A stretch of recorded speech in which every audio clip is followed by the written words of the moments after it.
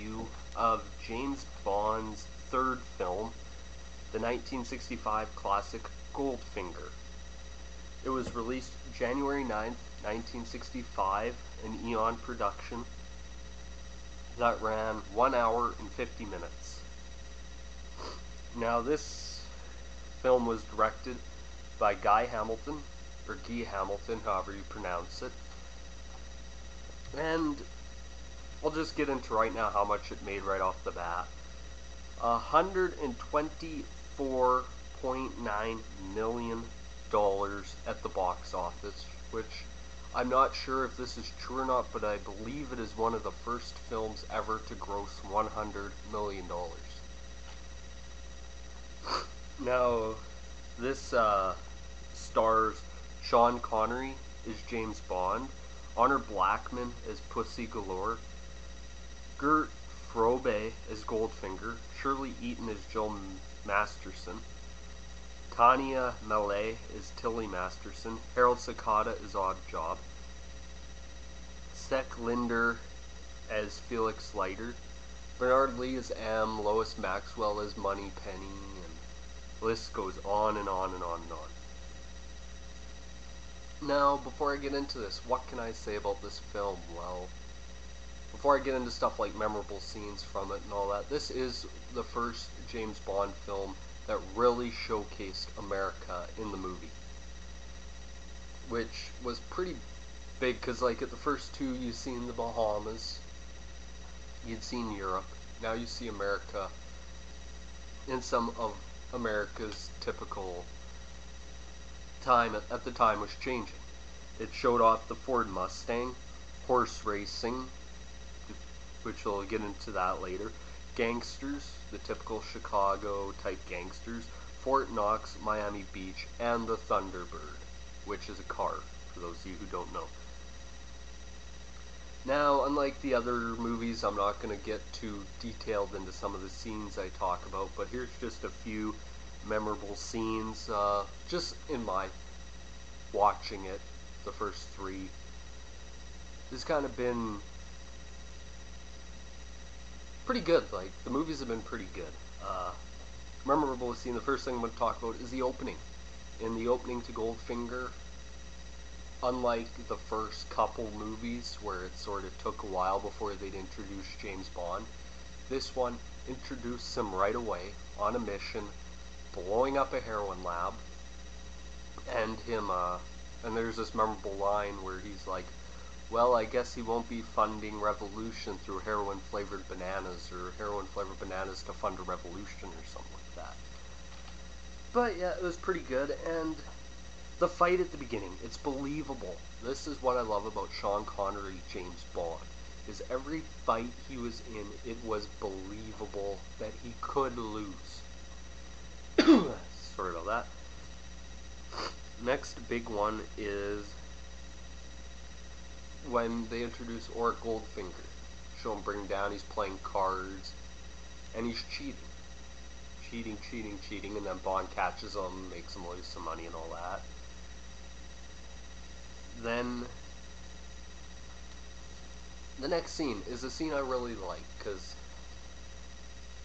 I think at this time, it really established Bond's villains will go to any depth to pretty much get their way and all that, and they showed even Odd Job being very strong, because in the beginning James Bond gets out of bed and goes to put a wine away because it's not chilled enough, and goes and puts it in the fridge, and then Odd Job comes up behind him and bam, judo chop to the back of the head, knocks him out. He wakes up and Jill Masterson's there, and she's lying on the bed painted in gold, dead, and all that. Then the next scene that really is good is when Bond's playing golf with Goldfinger. Pretty self-explanatory, raises the thing. Has the memorable scene where Odd Job takes off his hat at Goldfinger's, how do I put this? At Goldfinger's request, he takes off his hat, he flings it at a statue's head, and it cuts it straight off, which pretty much makes Odd Job look like a super villain.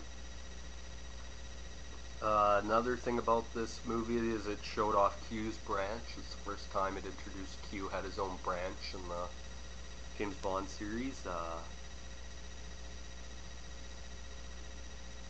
The great scene where James Bond is sitting there, a laser's coming up towards him, and he's like, "What do you want, Goldfinger? Do you want me to talk?" "No, Mr. Bond, I want you to die."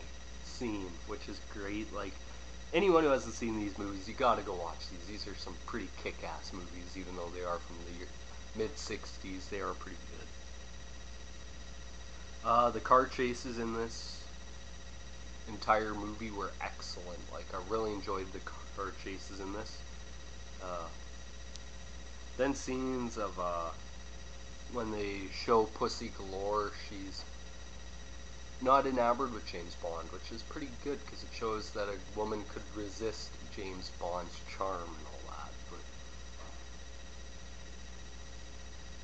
then scenes like Goldfinger explains his plan to James Bond after he escaped.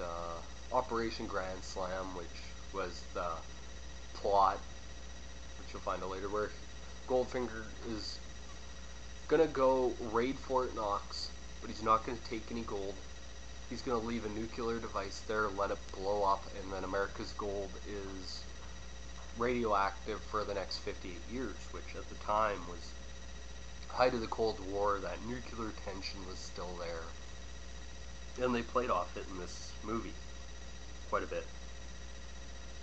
And then scenes like the assault on Fort Knox and all that. The fight scene with Job, where I'm not going to give away any of this stuff. Like, I just gave away plot stuff, but not the ending to the movie. And I like how when they're defusing the bomb, the clock ends at 007.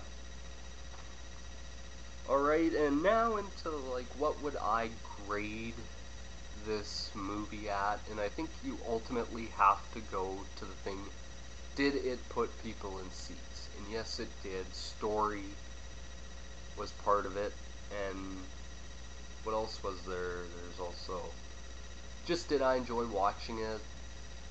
Did it feel like a Bond movie? And it did, and I'd give this an A+. Probably one of the top 5 James Bond movies of all time. I quite enjoy this movie.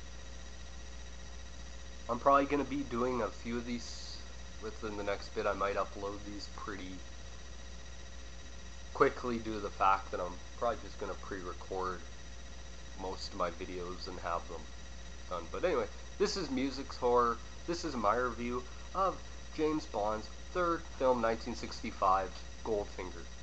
Peace.